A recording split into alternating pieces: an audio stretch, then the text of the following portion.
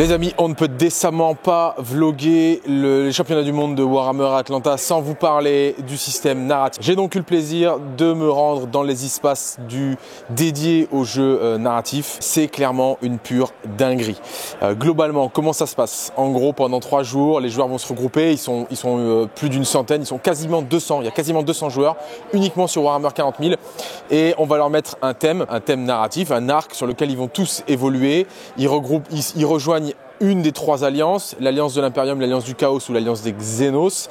Ils ont pour chaque alliance un grand maître de guerre, un seigneur de guerre, qui va errer dans les travées pour motiver ses troupes. C'est absolument génial. J'ai eu l'occasion de voir tout à l'heure le seigneur de guerre du Chaos mettre une pile à un joueur parce qu'il cachait ses guerriers derrière un mur. C'est absolument incroyable. Et donc évidemment toutes les parties vont évoluer les unes imbriquées dans les autres pour donner un côté immersif à tout le système de jeu. Il y a aussi une empreinte roleplay hyper importante. Les gars sont cosplayés, ils sont dans leur rôle, ils sont absolument engagés dans le truc, ils sont à fond. On a pu vraiment voir beaucoup de plaisir autour du système narratif et je vous propose de le découvrir plus en détail et en images dans ce vlog.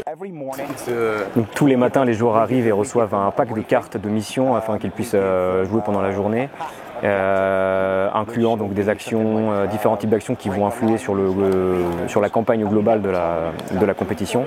Mais ce qu'il faut vraiment noter ici, c'est que les joueurs viennent avec vraiment des armées très différentes, très diverses. Le principe est vraiment de s'amuser.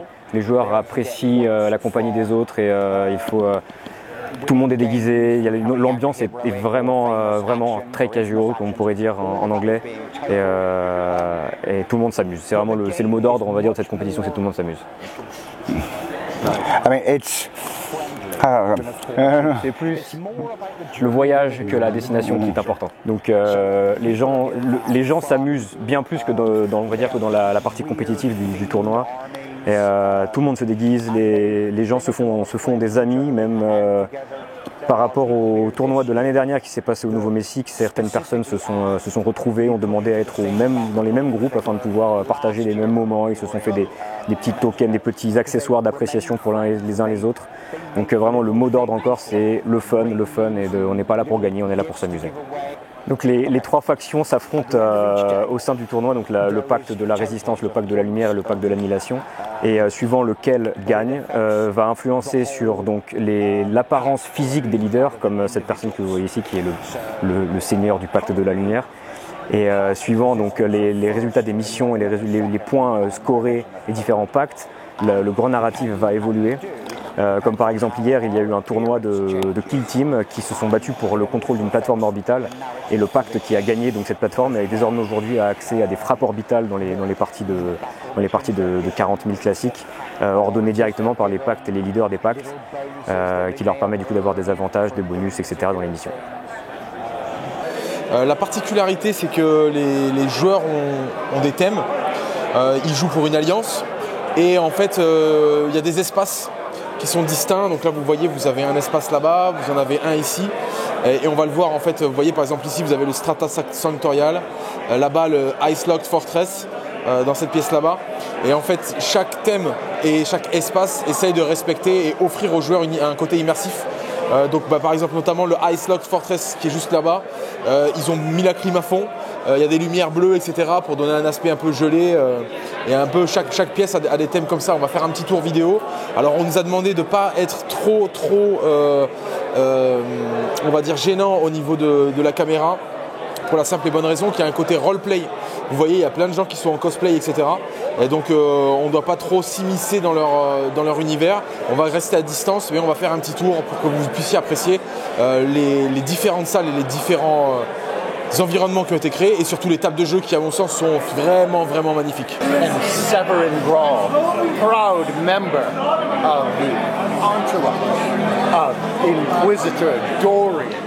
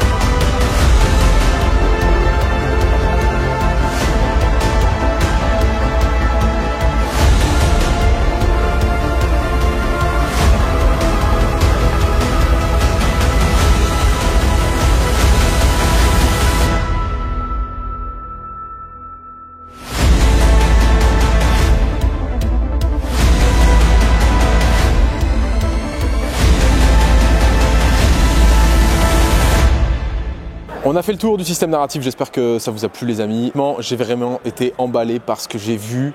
Les gens sont super sympas déjà. À chaque fois qu'on passe à côté d'une table, ils nous laissaient de la place pour qu'on puisse filmer, etc. Donc c'est très très cool. Et surtout une excellente ambiance, ça il y a vraiment pas à dire. Le côté narratif et immersif est clairement là, c'est respecté. On a été reçu par l'inquisiteur qui chapeaute un petit peu tout le dispositif et qui nous a expliqué dans son approche narrative, il était à fond, il y a quelque chose de très cinématographique derrière tout ça et j'avoue que c'est très très plaisant à regarder. J'espère que la découverte du narrative system des championnats du monde de Warhammer 40 000 vous a plu et je vous invite à rejoindre les précédents vlogs qui sont déjà disponibles sur la chaîne YouTube et à découvrir le prochain très bientôt. Allez, ciao les amis.